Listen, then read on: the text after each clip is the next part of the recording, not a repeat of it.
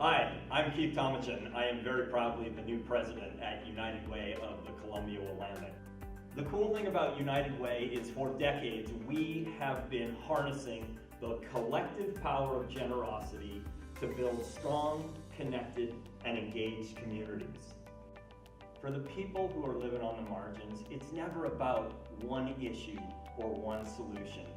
I believe United Way can stand for connective tissue to help us link strategies and organizations into holistic community transformation, connecting elders and retirees as mentors for young kids, making sure that those kids and their families have access to medical, dental, and mental health supports, ensuring that those families and those communities have the economic supports and drivers to keep them stable. Only then do we build a true, stable foundation for change in this community.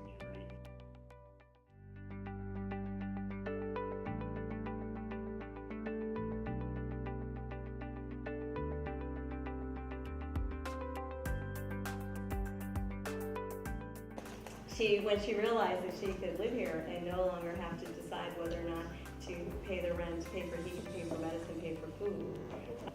Am I going to go in a nursing home? Am I going to be, in this place that's nobody care anything about you? This is great. I have purpose.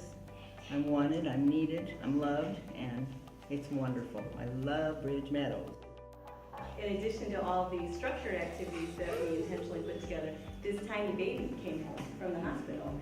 And the mom had a toddler and 2 school-aged children. The Grandma Brigade, as they're lovingly referred to, marched across this patio with the very stridently and said, "Get out of our way, Dorinda. We have a baby to take care of." There's 29 elders here.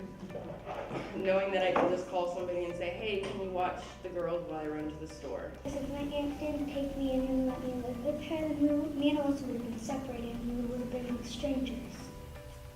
And we get to hang out with kids that have pretty much gone through the same thing that we have, and it's just like a nice family.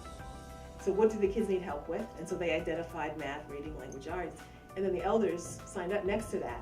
And we're not growing older and trying to be entertained by an activities director, right? Mm-hmm. We're actually participating in something that is healing lives.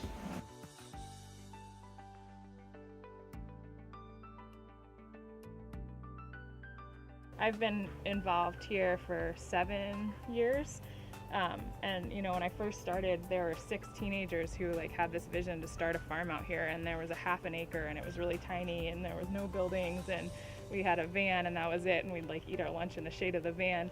And so I've had an opportunity to really see this program really grow. Right now we are harvesting tomatillos, basil, cucumbers, and potentially some lettuce for Sisters of Life.